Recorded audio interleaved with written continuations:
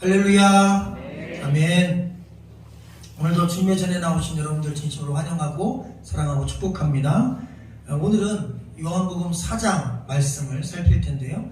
지난주에 저희가 3장에서 니고데모라고 하는 인물을 중심으로 말씀의 은혜를 나누었는데, 오늘은 4장에서는 여인이 나옵니다. 그런데 이 니고데모와 4장의 이 여인이 다른 점이 있어요. 몇 가지가 있는데 그 중에 니고데모는 이름이 나옵니다. 성경에는 이름이 나오는 인물과 이름이 없는 인물, 이 두 종류가 그 상황에 따라서 존재하는데, 오늘 우리가 읽은 말씀의 여인은 그냥 이름이 없어요. 그래서 별명이 여러 개예요. 사마리아 여인, 수가성 여인, 그리고 또 하나는 우물가 여인, 이렇게 알려져 있습니다. 그래서 이 니고데모와 사마리아 여인, 이 3장과 4장의 두 인물은 상당히 대조적인 모습을 보여줍니다. 니고데모는 이름이 있고 남자고 바리새인이고 정치 지도자고 심지어 부자고 금수저 출신입니다. 그런데 4장, 오늘 우리가 만날 이 여인은 이름도 없고 심지어 그 당시 사람으로 취급받지 못하던, 인권이 유린되던 시대의 여자였고, 그 다음 남편이 여럿 있었다는 거 보니까 어쨌든 그렇게 인생이 평탄치는 않았던 어쨌든 그런 여인이었고, 그리고 지역도, 출신 지역도 최악의 지역입니다. 사람들이 그 길도 지나가지 않는 이방인이라고 취급하는 사마리아에서 태어나서 사마리아 사람도 살고 있었어요. 한마디로 흑수저 출신입니다. 자, 이런 두 종류의 사람을 주님께서는 3장에서 니고데모와 만나셨고 4장에서는 사마리아 여인을 만나셨습니다. 3장 니고데모의 특징은 예수님이 니고데모를 찾아간 게 아니라 니고데모가 예수님을 찾아왔다는 것입니다. 그런데 실제로 영적인 비밀로 살펴보면 니고데모가 그날 밤 예수님을 찾아오게 된 배경 중에는 예수님께서, 하나님께서 니고데모 마음속에 예수님을 만나고 싶은 생각을 주신 것입니다. 그래서 그는 비록 예수님이 직접 만나라고 하진 않았지만 진리를 찾고 구하던 자이기 때문에 예수 그리스도를 만나고 싶은 마음을 갖게 하셔서 예수님께 나온 것이고, 이 사마리아 여인은 반대로 예수님께 나올 수 있는 형편이 못 되었어요. 왜냐하면 예수님은 유대 땅에 있었고 갈릴리 땅에 있었고, 그리고 이 사마리아 여인은 사마리아 지역에 있었는데 유대인은 사마리아 땅에 가지 않습니다. 그러니까 죽었다 깨어나도 이 사마리아 여인은 예수님을 만날 방법이 없는 거예요. 방법은 딱 하나입니다. 유대인이 그 금기를 깨고 사마리아에 오는 것입니다. 근데 그게 쉽지 않아요. 그리고 이 사마리아 여인과 예수님이 안면이 있다면 불쌍해서도 오겠지만 실질적으로 한 번도 만난 적이 없는 사람이거든요. 더더욱 기회가 없었을 것입니다. 그런데 예수님은 이 여인을 찾아갔고 만났고 그를 구원에 이르게 하셨습니다. 예수님은 니고데모 때도 그랬고 사마리아 여인 때도 동일하게 그가 돈이 얼마나 많은지, 사회적 신분이 얼마나 좋은지, 높은지, 아니면 사마리아 여인처럼 이름도 빛도 없고 소망도 없고 가난하고, 그리고 정말 사람들에게 죄인이라고 욕먹는 그런 저 낮은 곳에 있는 사람인지, 그런 인간적인 형편과 사회적인 지위에 아무런 관심이 없었습니다. 딱 하나, 니고데모에게도 거듭났느냐 영적인 관심을 보이셨고, 그리고 이 사마리아 여인에게도 예배를 드릴 때 하나님 앞에 진정으로 하나님이 찾는 예배자가 되라. 그래서 신령과 진정으로, 진실과 영으로 예배를 드려라. 예배에 대하여, 영적인 부분에 대하여 관심을 보이셨습니다. 주님은 우리의 인간적인 삶의 배경에 관심이 없으십니다. 우리가 어떤 존재든 다 괜찮습니다. 중요한 건 우리의 영혼의 상태가 어떠하냐에 관심이 있습니다. 교회에 와서 우리가 점검할 것은 우리의 인생의 여러 가지 생활 조건이 아닌 영적인 조건을 말씀을 통해 점검하는 것입니다. 특별히 우리가 읽지 않았지만 1절 중에 보면 예수님은 가장 자신의 인기가 올라갔을 때, 사람들을, 자기를 찾는 사람들이 많을 때 그 사람들 곁에 있지 않고 인기를 쫓지 않고 오히려 아무도 가지 않는 길, 아무도 찾지 않는 길, 아무도 만나고 싶어하지 않는 한 여인을 향하여 갑니다. 보통 사람들은 인기가 높아지고 자기 지지율이 높아지면 더 높이려고 노력하는데 예수님은 오히려 더 차분하게, 더 깊숙하게 버려진 한 사람을 향하여 갑니다. 그래서 우리가 보통 이 땅의 이 유익, 그리고 뭔가 성과를 중심으로 생각하는 사람들은 비판하는 대표적인 본문이 바로 성경에 있는, 복음서에 있는 100마리 양 중에 한 마리 양을 찾기 위해 99마리를 들에 두고 한 마리 양을 쫓는 바로 이 목자의 이야기를 비판합니다. 이 세상 논리는 맞지 않아요. 99마리를 쫓아야지, 잃어버린 한 마리를 버려야지, 왜 잃어버린 한 마리를 쫓느냐, 적은 소수를 쫓느냐, 그렇게 이야기합니다. 그런데 주님의 마음은 그게 아니에요. 건강하고 안전한 곳에 있는 99마리보다 위험하고 죽을 위기에 있고 낭떠러지에 떨어질 위기에 있고 어둠과 그리고 늑대와 맹수에게 물려 죽일 만한 그런 위기에 있는 한 마리 양 때문에 밤잠을 못 자는 것입니다. 그래서 99마리는 우리에다가 안전한 곳에다 잘 목자들에게 맡겨두고, 버려둔 게 아니라 맡겨두고 잃어버린 한 마리 때문에 밤새도록 그 양을 찾을 때까지 멈추지 않고 쫓는 것입니다. 여러분, 바로 그 마음으로 우리 예수님이 사마리아 수가성이라는 동네까지 가신 이야기, 오늘 말씀을 통해 만나봅니다. 5절과 6절을 같이 읽어볼까요? 시작. 사마리아에 있는 수가라는 동네에 이르시니 야곱이 그 아들 요셉에게 준 땅이 가깝고 거기 또 야곱의 우물이 있더라. 길 가시다가 피곤하여 우물 곁에 그대로 앉으시니 때가 6시쯤 되었더라. 할렐루야. 자, 여기 사마리아라고 하는 지역이 나오고, 그 사마리아는 지역 안에 수가라는 동네가 있습니다. 마치 천안시 쌍용동이 있는 것과 비슷한 것이죠. 이 사마리아가 큰 바운더리고 그 안에 수가라고 하는 도시가 있었던 것입니다. 그런데 여러분, 이 사마리아 땅은 사실 유대인들의 입장에서 볼 때 상당히 더럽고 불결한 지역이었어요. 심지어 그때 당시 문헌에 보면 유대인들은 사마리아 지역에 사는 사람들을 돼지보다 더럽고 상종 못할 존재다. 왜냐하면 유대인들은 돼지고기를 먹지 않았습니다. 돼지를 키우지 않았습니다. 그래서 돼지는 부정한 짐승이었어요. 그렇기 때문에 돼지보다 못한 존재를 여길 정도면 사마리아 사람도 오죽했을까. 우리가 성경에서 보면 이 사마리아 사람들이 무시당하는 이유에 대하여 역사적인 과정을 통해 보면 알 수 있어요. 사마리아는 원래 북이스라엘이었습니다. 아시겠지만 역사적으로 솔로몬 왕 이후에 이 이스라엘이 북쪽은 이스라엘, 남쪽은 유다로 나뉩니다. 그리고 믿음의 전통과 신앙의 전통은 유다라고 하는 나라에서 연결돼서 거기서 유명한 왕들이 많이 나오고 믿음의 조상들이 많이 나와요. 그리고 이 북이스라엘은 사실 악독한 왕들, 아합 왕이라든지 참 악독한 왕들이 계속 나와요. 그리고 그 북이스라엘이 722년에 아수르에게 멸망당합니다. 그리고 아시리아라고 하는 세계사에 나온 이 나라는 혼합주의 정책을 펼쳤어요. 그러니까 정복한 나라는 자기들 군인들과 그쪽 여자들이 결혼하게 하는 것입니다. 자기들의 혈통을 그쪽에 주입시키는 거예요. 그래서 사마리아는 유대인의 혈통이 끊어진 것입니다. 그래서 이 나라는 아시리아 사람들이 피가 흐르는 그런 지역이 됐어요. 또 하나 종교 통합을 시켰어요. 그래서 하나님을 섬기던 이 사람들에게 더 이상 유다 땅에 있는 예루살렘 성전에 가지 못하도록 성전을 따로 지었어요. 그리고 그 성전은 하나님을 위한 성전이 아니고 아시리아가 섬겼던 신전을 세운 거예요. 그리고 그걸 모두 다 섬기게 했습니다.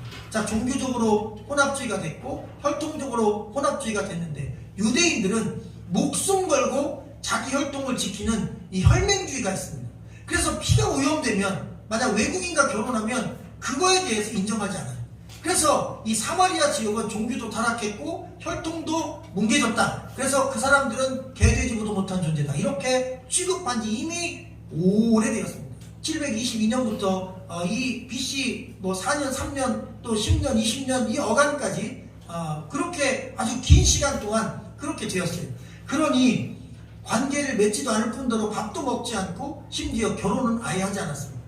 거기에 이 지역을 걸어서도 지나가지 않았던 겁니다. 오늘 말씀 보니까 이 유대 땅에서 갈릴리 지역으로 예수님이 갈 때 일부러 사마리아 땅으로 갔다고 했어요. 원래는 사마리아로 가면 빠르죠. 그런데 사마리아를 거치지 않고 뺑 돌아서 가는 길을 유대인들은 선택합니다. 근데 예수님은 사마리아를 통과해서 지나갑니다. 우리 4절 말씀을 한번 읽어볼까요? 시작. 사마리아를 통과하여야 하겠는지라. 그런데 이 말씀에는요, 의지적인 관점이 들어있어요. 다시 말하면 예수님 입장에서 일부러 사마리아 땅으로 갔다는 말씀입니다. 이게 그냥 사마리아로 가야 된다는 의미가 아니라 사마리아로 가야겠다는 의미입니다. 그러니까 예수님은 결심한 거예요. 자기의 인기가 높아졌고 도시로 가면 자기를 따르는 사람들이 수천 수만이 모여서 말씀을 들을 것인데, 그 수천 수만 명의 집회보다 한 영혼을 만나 그 영혼을 그 위기에서 건지고 그리고 그 절망에서 건지고 그를 구원하는 일에 기꺼이 하루라는 시간을 소모하기로 결정하시고 그리고 그 사마리아 지옥으로 일부러 통과해서 지나갔다는 말씀이 오늘 이 말씀 4절에 기록된 말씀입니다. 그러면서 이 요한복음 4장은 이런 메시지를 주십니다. 예수님은 찾아오셔서 구원하시는 분이다. 예수님은 내 영혼을 만나주시는 분이시다. 예수님은 우리를 직접 구원하기 위해 저 높은 하늘에서 이 낮은 땅으로 직접 찾아오신 분이다.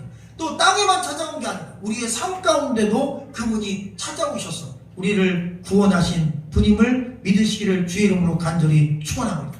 여러분, 우리의 삶을 가만히 돌아보면 우리가 오늘 지금 여기 이 자리에 앉기까지 예수님이 사람을 통해서 또 교회 와서 예배 말씀을 통해서 우리를 신앙적으로 붙들어 주시고 내 마음에 찾아오시고 사람이 또 나에게 찾아와서 나를 구원해 주시고 그래서 교회로 이끌어 주시고 보면 예수님께서 직간접적으로 우리를 여기까지 인도하신 손길이 있었기에 오늘 우리가 여기에 있을 수 있는 것입니다.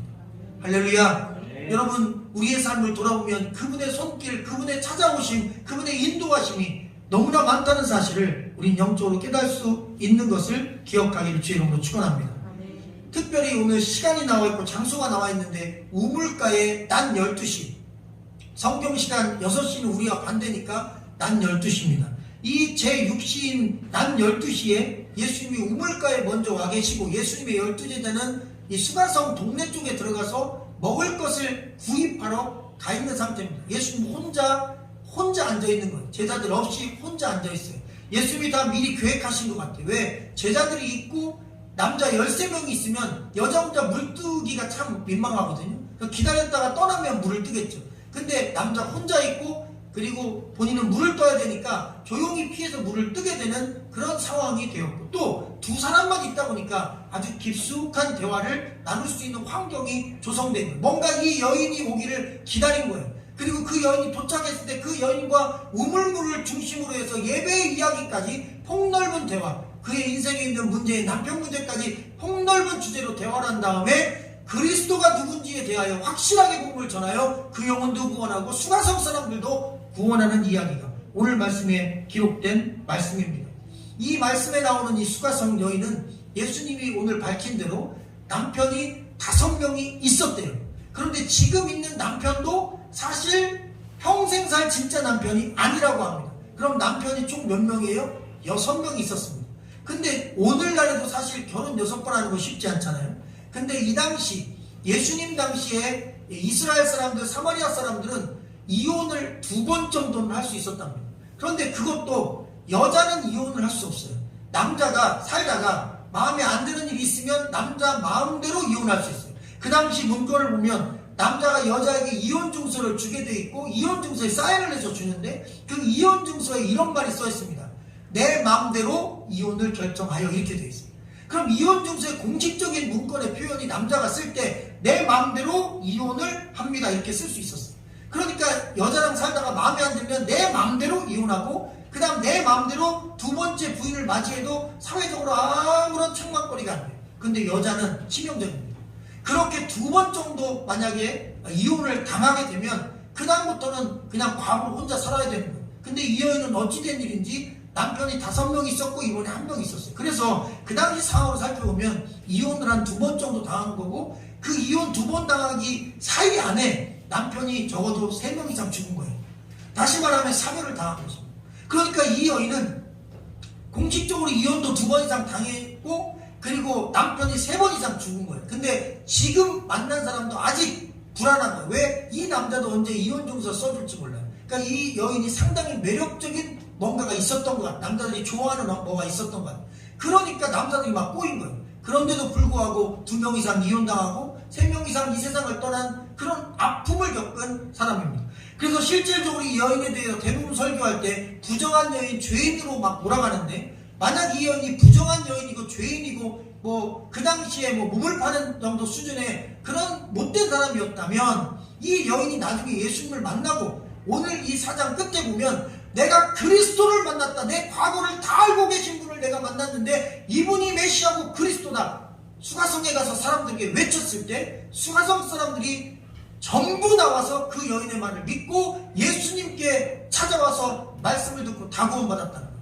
그러니까 이 한 여인이 복음의 매개체, 키 멤버가 된 것입니다. 수가성 전체를 구원하는 키 멤버. 예수님이 이 우물가에 이 한 여인을 구원하러 가신 목적, 그 여인을 구원하기 위함입니다. 또 하나의 목적, 이 여인이 수가성에서 어떤 영향력이 있는지를 안 겁니다. 여러분, 이 여인은 그냥 부정한 여인, 나쁜 여인이 아니라 불쌍한 여인이었어요. 그리고 낮 12시에 우물가에 갔다는 얘기는 낮 12시는 너무 뜨거운 이 중동지역, 사막지역이기 때문에 사람들이 물 뜨러 안 갑니다.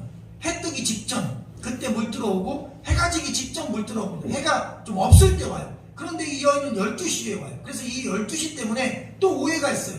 12시에 왔다는 거는 사람들에게 손가락질을 당하지 않으려고 12시에 온 거다 생각하는데 아닙니다. 이제 심리학적으로 분석해보니까 대인 기피증 환자인 것입니다. 우울증 환자인 것입니다.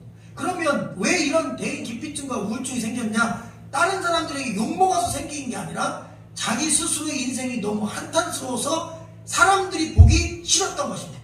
그러니까 사람들을 보기 싫어서 안 나간 거지 사람들과 관계가 나빠서 그런 것은 아니고 사람들에게 인정을 받고 불쌍히 여김을 받고 지역사회에서 나쁜 사람은 아닌데 너무 인생이 기구하다. 저 사람 너무 불쌍하다. 그런데 본인 스스로는 그게 싫은 거예요. 사람들 앞에 나가서 얼굴 보는 게 너무 싫은 거예요. 남자들에게도 지쳤고 그리고 이제 주어진 인생에서 사람들과 만나고 싶지도 않아. 그래 가만히 보니까요. 예수님이 굳이 이날 사마리아를 직접 가신 이유를 알겠어요. 여러분 위험한 시간이었던 거예요.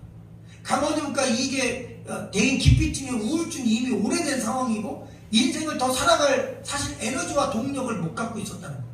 그러면 만약 예수님이 이날 이 우물까지 이 여인을 안 만났다면 그날 그 순간이 아니었다면 그 다음날은 이 여인이 없을 수도 있었겠다. 말씀의 정황을 살펴보면 이 여인은 상당히 위험한 시점까지 가 있었고 예수님은 그 마지막 시점에 이 여인이 안 좋은 선택을 하기 전에 그 여인을 찾아가 그 여인에게 인생의 희망과 소망과 그리고 영원한 생명을 전해주신 것입니다.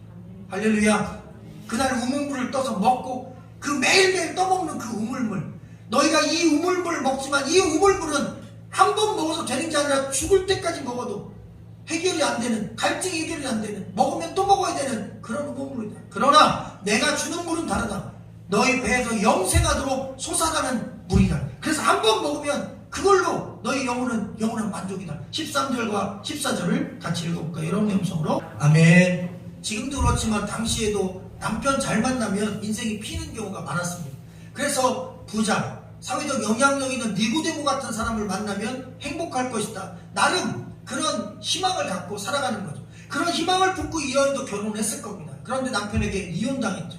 그리고 또 어쨌든 재혼을 또 했죠. 근데 남편이 세상을 떠났죠. 또 세상을 떠났죠. 또 세상을 떠났죠. 마지막에는 결국 또 이혼을 당한 것입니다. 이렇게 이혼을 몇 번 당하고 그 다음 세상에 사랑했던 남편이 이 세상을 떠나면서 그때 당시 남편이 없는 혼자 사는 여인은, 결혼했다가 실패한 여인은 가난했고 그리고 처참했고 사회적인 어떠한 직업도 갖지 못하는, 한마디로 얘기하면 거지처럼 사는 불쌍한 존재였던 것입니다. 이제 더 이상 이 세상에 소망이 없는 거예요. 이 세상에 좋은 남편, 능력 있는 배우자 만나면 행복하겠지 라고 남편이라고 하는 우물에 기댔는데 여러 번 마셨는데도 만족은 없었습니다. 이 땅에 살아가는 많은 분들도 마찬가지입니다. 인생들이 다 그래요. 내가 원하는 꿈을 이루면 만족이 있겠지. 근데 이거를 하면 되겠지. 또 선거하는 분들은 당선되면 만족이 있겠지. 근데 당선되고 나면 또 기한 지나면 또 당선돼야 돼. 떨어지면 또 만족이 없어. 그래서 세상이 주는 물은 똑같습니다. 이 우물물과 똑같아요. 그냥 마시면 그때뿐이에요. 그리고 또 마셔야 돼요. 그런데 참 놀라운 거예요. 그래서 이 원어 성경은 놀랍습니다. 이 원어에 이 물을 마시는 자마다 또 목마르다, 이 우물물을 마신다는 이 표현 자체가 현재형입니다. 다시 말하면 이 현재형이라는 뜻은 뭐냐면 계속 마셔야 된다는 뜻입니다. 이 우물은 현재, 항상 현재 계속 마셔야 돼요. 그러니까 끊임없이 마셔도 나는 현재가 되면 또 마셔야 되는 거죠.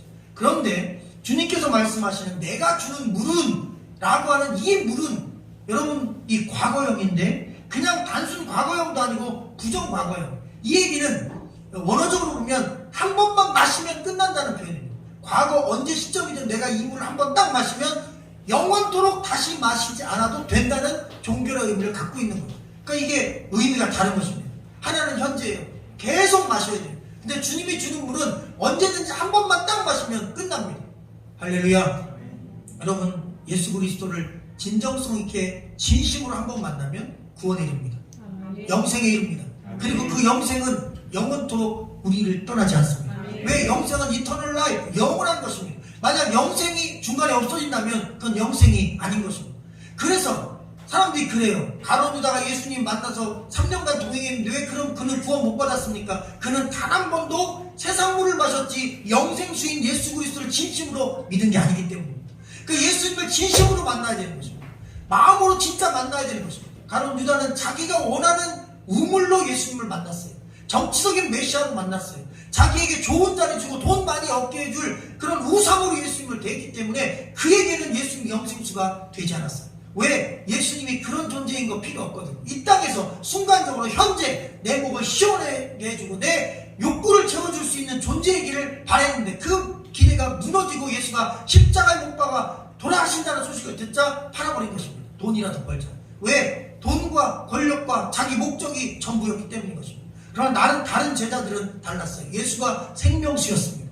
영생수였습니다. 목숨 걸고 충성하는 것입니다. 왜? 죽어도 다시 살 영생을 얻었으니까요. 할렐루야. 그래서 교회를 오래 다닌 것보다 중요한 것은 이 생명의 물 예수 그리스도를 내 영혼이 진실하게 만나는 한 번의 경험, 그 이례적인 경험이 중요한 것입니다.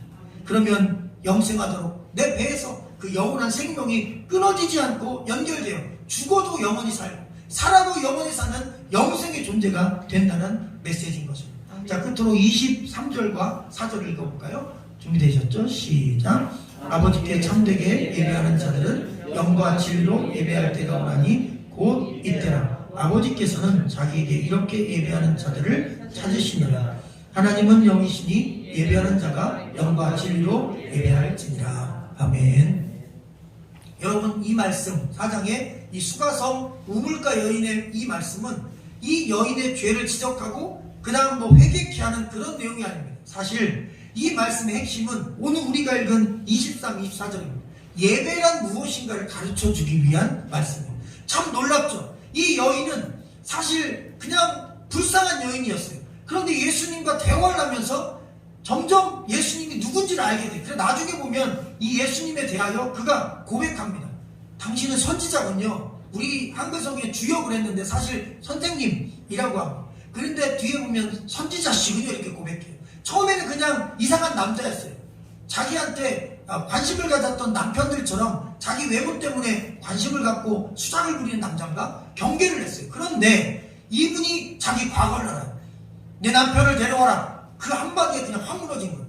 이 사람이 어떻게 나를 오늘 처음 봤는데 알지? 예수님은 다 아십니다.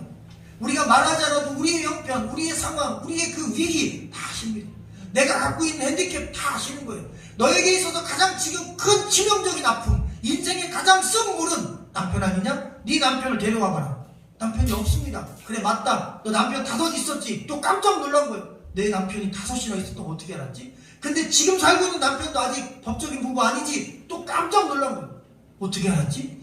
아, 이분 보통 분이 아니구나. 예지 능력이 있고 전지한 분이구나. 당신 선지자 아닙니까? 라고 이야기하면서 그 말 바로 이어서 이 여인이 어떤 존재인지 왜 구원받을 수밖에 없는지를 말합니다.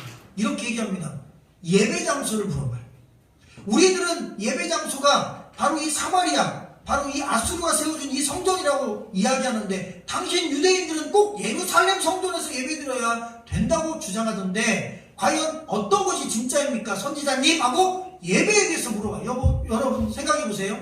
자기에게 주어진 삶의 여정 중에 가장 궁금한 게 있으면 가장 뛰어난 지혜를 가진 사람에게 물어볼 거예요. 한 가지 질문. 근데 이 여인은 딱 한 가지 질문, 그 첫 번째 질문이 예배에 대한 질문이었어요. 그럼 이 여인은 사실 불쌍한 여인이지만 믿음이 있는 여인이라는 것입니다. 그래도 하나님을 찾는 여인이었어요. 진리를 찾는 여인이었어요. 니고데모가 밤중에 그 창피함을 무릅쓰고 젊은 30대의 총각, 그 젊은이, 그리고 자기가 어떤 형편으로 봐도 비교가 안 되는 형편없는 사회적 조건을 가진, 그런데도 자기가 가서 궁금한 걸 물어보고 싶었던 예수를 찾아온 것이 진리에 대한 갈급함 때문이었는데 바로 이 여인도 예배에 대해 갈급함이 있었던 거예요. 다시 말하면 인생 문제 때문에 이 여인이 이렇게 된 게 아니에요. 영적인 문제가 있어서 이 여인이 지금 여기까지 온 것입니다. 결국 참된 의무를 못 찾은 거예요. 세상이 더 찾아봤어요. 근데 목말랐어요. 세상이 더 노력해봤어요. 근데 만족이 없었어요. 그래서 그는 참된 만족을 아직 만나지 못했어요. 그런데 그것을 예배를 통해 지금 찾고 있는 거예요. 주님이 그 예배에 대하여 말씀하고 있는 것입니다. 예배 장소에 대해서 물어봤어요. 그랬더니 주님 말씀하십니다. 앞으로 여기서 예배드리고 저기서 예배드리는 시대가 아니라 그런 장소에 관계없이 하나님 앞에 예배드리는 때가 올 것이다. 신령과 영과 진리로 예배드리는 때가 올 것이다. 이것이 하나님이 찾는 진정한 예배다. 이렇게 진정한 예배에 대해서 말씀을 해주셨습니다. 그 말씀을 듣고 그는 이분이 그리스도란 그런 추측을 하게 됩니다.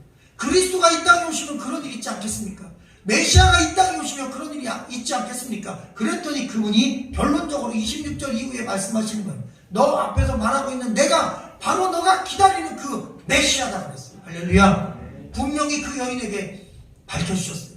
너가 기다리는 그 메시아가 바로 나다. 이제 예배는 장소가 아니라 건물이 아니라 바로 그 예배 대상이 누구인지 깨닫고 그 하나님, 창조주 하나님, 그 구원자 하나님, 찾아오시는 바로 그 메시아, 그분을 향해 드리면 그것이 예배다. 사마리아에 있어도 된다. 예루살렘에 있어도 된다. 집안에 있어도 된다. 밖에 있어도 된다. 장소 관계없다. 메시아를 향해서, 예수 그리스도를 향해서, 너를 구원한 구원자를 향해서 예배를 드리면 그 예배가 진정한 예배가 되는 것이다. 그래서 오늘날도 이 말씀을 통해서 우리가 진정한 예배를 드리겠다고 이 신령과 진정의 예배를 이 형식적인 예배로 생각하고 좀 더 경건하게, 좀 더 차분하게, 좀 더 조용하게, 그리고 좀 더 정성스럽게 옷도 잘 입고 예배 드리는 그런 모습으로 우리가 예배를 드려야 된다 생각하고 한국교회가 그렇게 열심히 사실 예배를 드렸어요. 그래서 공간도 잘 꾸미고 분위기도 잘 잡고 교회 올 때 옷도 잘 입고 그리고 또 떠들면 아이들 혼내기도 하고 그러면서 예배를 정성스럽게 드려야 된다고 정성으로 이걸 풀었단 말이죠. 그런데 이 영과 진실은 정성이 아닙니다. 영과 진실은 조용한 분위기도 아닙니다. 영과 진실은 옷 잘 입는 것도 아니고 지금 주님께서 옷 잘 입고 예배드리라고 얘기한 게 아닙니다. 저는 말씀을 연구하고 또 이 설교를 연구하면서 확실하게 깨달았어요. 이 영과 진실의 예배는 영도 진실도 딱 한 분을 가리킵니다. 그것은 영도 진실도 다 예수 그리스도 한 분으로 통일됩니다. 그러면 신령과 진정으로 드리는 이 예배는 무슨 예배냐면 예배의 중심이 예수 그리스도가 되는 것입니다. 그리스도 중심 예배가 되는 것입니다. 찬양도 예수 그리스도의 그 구원과 창조하신 능력을 찬양하는 찬양이에요. 기도도 그 중심으로 기도하는 것입니다. 예배드리러 오는 성도들도 그 예수님 우물가에 오셔서 나를 기다렸던 여인을 기다렸던 그 예수님을 우리도 이 교회라는 영적 우물에서 예수님 만나기 위해서 말씀을 통해 만나기 위해서 교회를 나온다면 그게 바로 그리스도 중심적 예배자인 것입니다. 특별히 중요한 게 있어요. 이 예배를 잘 드리기 위해서 성도들이 중요한 게 아닙니다. 성도분들은 사모하는 마음만 갖고 오시면 돼요. 이 교회에 말씀을 전하는 주의 종이 중요합니다. 왜냐하면 그리스도 중심적 설교가 아니면 여러분 영과 진실의 예배가 아닌 것입니다. 설교가 교훈적인 설교, 정직해라, 교훈적인 설교, 뭐 예배 잘 드려라, 교훈적인 설교, 헌금 많이 해라, 교훈적인 설교, 교회 봉사 많이 해라, 이런 쪽으로 가면 그건 그리스도가 아닌 것입니다. 그건 교훈인 것입니다. 예수 그리스도가 되어야 되는 것입니다. 오늘 주님이 우물가에서 우리를 기다리듯 이 교회에서 우리를 기다리십니다. 우리 주님께서 저와 여러분을 여러 사람을 통해 여러 방법을 통해 여기까지 오게 하셨습니다. 그분이 우리를 여기까지 인도하셨습니다. 말씀을 구절구절 살피면서 그 중심이 다 예수 그리스도의 손길, 예수 그리스도의 인도하심, 오직 우리 주 예수 그리스도만이 나타난다면, 그런 메시지가 전해진다면 거기가 여러분 영과 진실의 예배가 진행되는 그런 장소인 것입니다. 거기가 우물물이 아니라 여러분 순간적인 물이 아니라 영원한 생수가 전해지는 장소인 것입니다. 영생수는 예수 그리스도 한 분뿐입니다. 영과 진실은 그리스도가 전해지는 바로 그 자리, 예수 그리스도만 선포되는 그 자리가 영과 진실의 예배가 드려지는 자리라는 사실을 기억하기를 주님의 이름으로 간절히 축원합니다. 찾아오시는 그 예수님께서 오늘도 우리 교회에 오셔서 여러분 기다리셨고, 여러분들은 오늘 주님을 말씀을 통해 만나셨고, 그 영원한 생명 되신 우리 주님을 마음속에 품고 살아가시라는 하나님의 말씀이었습니다. 기도하겠습니다.